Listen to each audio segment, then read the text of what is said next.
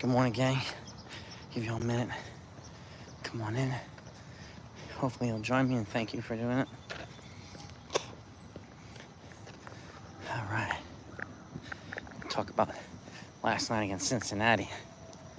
Oh. Bats were lethargic. Right? Lethargic last night.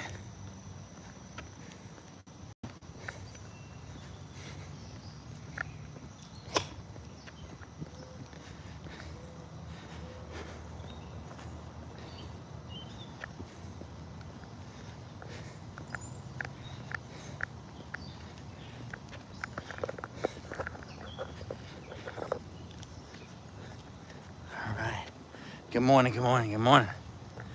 All right. Give you guys a minute to come in. Good morning, gang. What's going on? Talk about the Yankees' lethargic loss last night over to the Reds, right? With the exception of Aaron Judge's home run in I think it was the first inning, they didn't have much beyond that. They had opportunities to get on base. And this is where, I said this last night in the postgame show too, it would be wise for them. One of the biggest criticisms that Yankee fans had on Jose Trevino when he was catching for the team here is that he didn't have an arm, couldn't throw people out. So, shouldn't we be trying to steal bases like crazy? Drive them nuts? At the very least, if we have runners on first and second, shouldn't we be moving them to second and third, right? That means it's easier to put the ball in play. You hit a ball on the ground, you hit a ball in the air, you could at least score a run here and there. If you're not stealing bases, you're not in that position, right? I mean, we don't really need an all-world talent like Ellie De La Cruz. It would be nice if we had one. Actually, we do have one, but he's in Double-A right now. His name is Spencer Jones. But he's not here yet, okay? But this is where the Yankees would be well off to deploy and lower the amount of guys they leave on base, right? Run the bases with reckless abandon. If Jose Trevino's catching tonight, run. Put the ball in play, right? Don't worry about hitting a 3-run home run. Hit an RBI single, hit an RBI double. Do that a bunch of times, you score runs. And then at the bullpen, which also needs to be reinforced. I keep saying it till I'm blue in the face. The Yankees need another arm, a high leverage arm, that can come in, not walk a bunch of guys, and get dudes out in the bullpen. I do think they have keeping Clayton Beeter in mind as a call-up option. He's got nasty stuff. He's got a ridiculously high strikeout rate, anywhere from low 40s to high 40s, but he needs to lower his walk rate. And I do think that's the thing that's preventing them from calling him up yet. And if they call him up, good morning to everybody in the chat, by the way. Shout out to all of you. Hit the like button if you don't mind. Appreciate you tagging along with me the last part of my workout here. I would normally do, I'm usually in the garage cracking weights or doing kettlebells. I won't be able to talk to you when I'm doing that, so I wait until I'm out finishing off on the cardio before it turns to 1,000 degrees. So appreciate y'all joining me. But what's your observation last night? Winans was all right, 4 1/3. But he started to get hit. He started to, his second time around, it looked like he started to kind of wear out a little bit, tire out a little bit. He wasn't as crisp. So I get that. And apparently Aaron Boone was saying something to that effect in the post-game conference. By the way, I don't watch post-game conferences ever. So, and I really don't care what's said in the post-game conferences. I care what happens on the field. So, but the Bats, they had opportunities to move guys over yesterday, right? Their guys on base, they had opportunities to move over themselves, stealing bags on Trevino. Neither one of them happened. That same they had maybe 3 opportunities with 2 guys on base. Nothing happened. Okay? No hit and run. No stolen bases. A lot of guys left in scoring position. There's nothing more frustrating to fans than seeing that. And That's got to get better. And I know they work on this type of stuff, but it's got to be better in the games, okay? And we do need better bench depth, because it's as easy as it is to say, just sit the guy. We need to make sure that we have credible bench depth behind them so that we do sit, there's not a massive drop-off in performance, right? So this is where Brian Cashman, it's your job, tasking yourself to supply the Yankees with another dynamic bat, or somebody who can actually manufacture some activity on the base paths. Hasn't happened yet. We don't even know who's available, in all honesty. All we keep hearing is IKF and Eugenio Suarez, but he got hit in the hand yesterday with a pitch, so he might be injured. Corbin Carroll broke his fractured his left wrist yesterday, so it looks like the Diamondbacks might be completely out of it now. So this might trigger them to trade Suarez. But now, yesterday the Yankees are being linked again to Ryan McMahon, third baseman for the Rockies. He would be an upgrade over what we have. And he's on a pretty decent contract, and he's under control for, I think, 2 more years beyond this year. So, which gives the Yankees some cushioning to not have to rush George Lombard up, right? Give him a chance to continue to develop. He's developing, but he needs to be more time, right? So, we got to supply the weaponry in areas that is not going to hurt the guys that are going to be covering those positions later on. And we don't have that right now. Praz is clearly not the answer, right? Even when Osvaldo was here, I love him, but he wasn't really the answer either. Neither was Reyes, or any of these other guys. So, who do you think he's going to bring in? Don't know. No. By the way, I can't really see the comments because it's so freaking bright out. It's sunny. I got these shades on, so once I get a little bit more shaded, I'll be able to see the comments. But good morning to all of you. Shout out to everybody in the chat. Thank you for joining me on the tail end of my morning workout. Got to get that work done in the morning.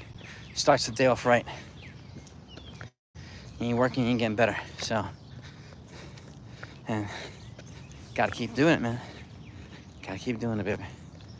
So, that's, to me, my take on the situation. Last night, they had opportunities that blew them.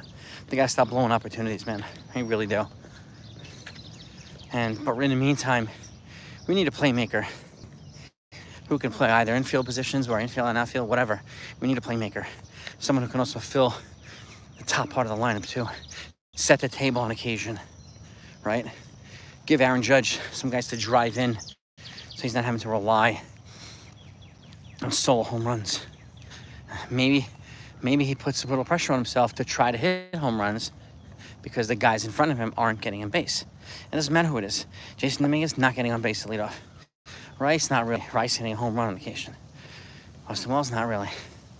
So, and I understand fans' frustration about an inconsistent lineup structure for the first half of the lineup. I get it.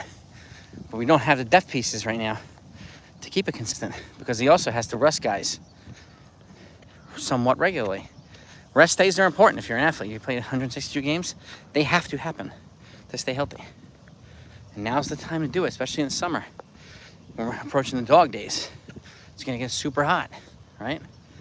Now, we've got to be more conscious of the athlete's health and how well they're recovering and so on and so forth. All this stuff has to be factored in by not only the trainers, but the manager and everybody else. So, but shout out to all these. What do we got here?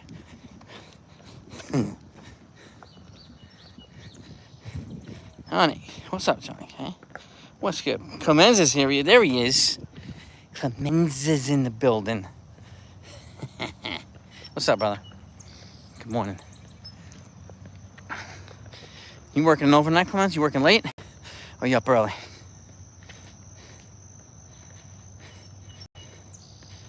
Yeah. These guys have to recover.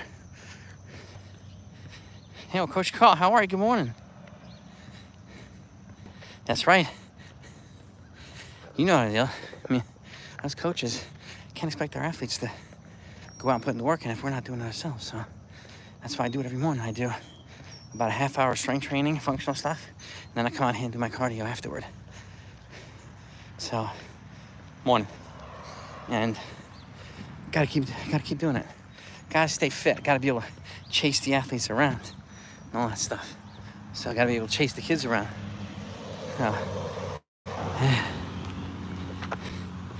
Only way to turn the Yankees into championship right now is a Blockbuster trades. Well, like who, Duran? Who are you thinking in terms of Blockbusters? By the way, if you guys don't mind hitting that like button, hitting that thumbs up. We got like 60 people in here right now, but not even 10 likes, so if you don't mind, it's always greatly appreciated. Always gotta stay active, man. Gotta stay fit. Gotta keep burning that. Gotta keep burning. Gotta keep sweating. If it ain't working, we ain't getting better. Can't think of a true Blockbuster that makes sense. To me, well, I guess it depends on everybody's version or interpretation of Blockbuster. But to me, if you can pry Brendan Donovan from the Cardinals, that's a Blockbuster trade, right? You get him and Helsley together, that's a Blockbuster trade. Helsley alone, not a Blockbuster trade, because he's going to be a free agent in a couple months, right? Kyle Finnegan and Ahmed Rosario from the Nationals would not be a Blockbuster, but that'd be a nice multiplayer trade. I think that would help. But I don't know, because Kyle Finnegan and Ahmed Rosario are also going to be free agents at the end of the year. So that's kind of a rental trade. So, and to me, and I said this a lot, with Luke Weaver and Devin Williams scheduled to be free agents at the end of this year, I think getting a reliever with controllable years beyond this year is a good idea. That's why I'm targeting one of those Rockies. If you can get one of those Rockies like a Jake Bird and Ryan McMahon, that's a Blockbuster trade, in my opinion. Controllable years for two positions. Right? Cashman. Yeah, Cashman does good multiplayer trades. He does multi-team trades, so I'm really curious to see what he's going to do. And when he's quiet, working behind the scenes, that's when I think he can be most effective. And he's very quiet right now.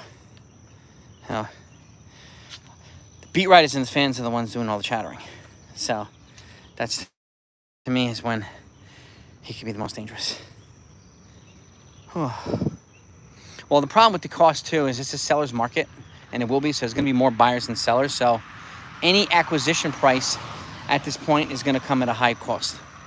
So, like Jake Bird and Ryan McMahon, you will not make that trade happen without giving up Dominguez or maybe Spencer Jones or something like that. It won't happen. And if it does, without giving up those guys, Brian Cashman deserves a medal. But I just can't see that happening. The prices will be extremely high. But I think strategic trades right now, a good reliever, like I think they could do Jake Bird or Seth Halverson, one individually in the bullpen, for a decent price. And like I said, if Clayton Beeter lowers his walk rate to complement his crazy high strikeout rate, that could be another option for the bullpen as a call-up. So, because he has nasty stuff. His stuff is nastier than most of the guys in the bullpen. So, we could use a guy like that. And he's already here. It won't cost anything. All you do is call him up. So, yeah, base running. Yeah, exactly, Comenza. We need like a dynamic player who creates havoc for the opposing team on the base paths. Not his own team, right? We got to lower the base running blunders. We got to add some spark plug to the base running, right? Which makes it easier for the batters to put the ball in play. If we have runners on first and second, and we do a double steal, now we have runners on second and third with the same amount of outs, especially if there's only one out. And if a player puts the ball on the ground or in the air, that only makes 2 outs, most likely. You got a guy you can tag up from third base. That's a run that wasn't happening before. So the more often we move guys from first to second and third, especially against a catcher like Jose Trevino, who's not known for his arm, it gives the Yankees more opportunities. Very low key, but it gives them more opportunities to manufacture runs. No. Evaluate the offensive players. Yeah. Yeah. No, I think the pitching staff is solid. Our starting pitching has been pretty good. I mean, Alan Winans is still a work in progress, right? And he did what he did yesterday. I think the second time he pitches in 5 days he'll be better. So, I do think so. But we've got to be patient. All the other guys are solid. We've got Carlos Rodon on the mound tonight. We've got Max Fried on the mound tomorrow. So, I am confident the Yankees can still win this series. If they win tonight, I'm very confident they can win the series. And if Rodon wins tonight and Max Fried wins tomorrow, then we have 2 pitchers with 10 wins before the All-Star break. That's good. And my initial projection early in the season was that both these guys were going to win at least 15 games. I'm sticking with that because I think that's definitely a realistic possibility. Oh. Yeah. Well, I do think IKF and David Bednar trade is a realistic possibility as a multiplayer trade. The cost wouldn't be prohibitively high, and Bednar is under control, I think, for 1 more year. So that could happen. And the trade that fell through a couple weeks ago was Oswald Peraza for David Bednar. Okay? I'll tell you right now. That was the trade that fell through. Pirates at the last minute asked for an additional player from the Yankees. And the Yankees backed out, and the trade fell through. That was a trade that was going to happen, but didn't. So, but that's it, gang. Let me get back inside now. Gotta get work. Thank you for joining me. Have a great day, everybody. Talk to you next time.